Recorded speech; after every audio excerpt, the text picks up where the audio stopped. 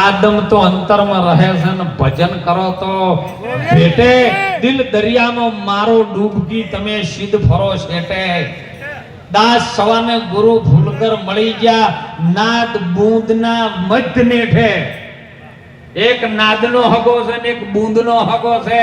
આ બે વાતોનો જેને નેઠો ચો છે ને ઈ મળી ગયો. એ વર પરણીને ઘેર આવ્યો ને પછી શબ્દ સુરતાન ભેટે.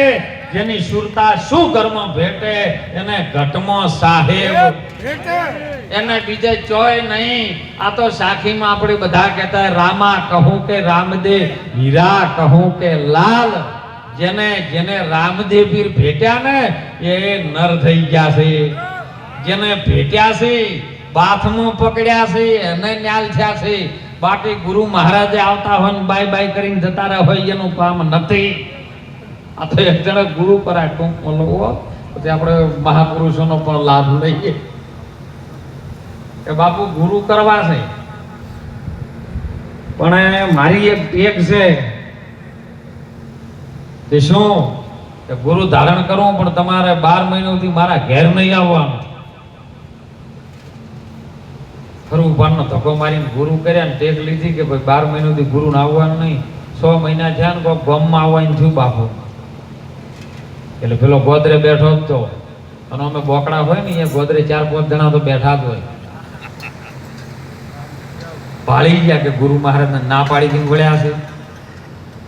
નાચો કરે અરે ઘરવાળીને કે હું જલ્દી ફટાફટ કાટલો ઢાળ અંદર શીરો પાછળ મને ઉઘાડ ઉપર બીજી શીરો ગોઢાડીને પગ દાબ. મહારાજ આવી કહેજી કે તમે માથે હાથ મેલ્યો તારના મોઢા. ગુરુ મહારાજ પેલા 4 જણા પૂછ્યું લે પેલા ભગત આલુ પા કે બાપુ એ ઘેર ગયા. ગુરુ મહારાજ કે લાય આવ્યો છું બીજે પણ મારો સેવક છે ને મળતો તો તું મળ્યો એટલે પેલો પથારીમાં ટાંકા કરી રહ્યો. ઘરવાળી પગ દબાવેલી બેઠી બેઠી બેટા સીતારામ એ બાપા સીતારામ ચોસી ભગત બાપુ તમે જાના ગુરુ હોય ઘરે ધારણ થયા છે માથે હાથ મેલ્યો તારનો તાવ ઉતરતો નહીં. તારની વાતના મોદા છે આ પડ્યા ખાટલામાં હવે તો રહેશે કે નહીં રહ્યા તાવારું.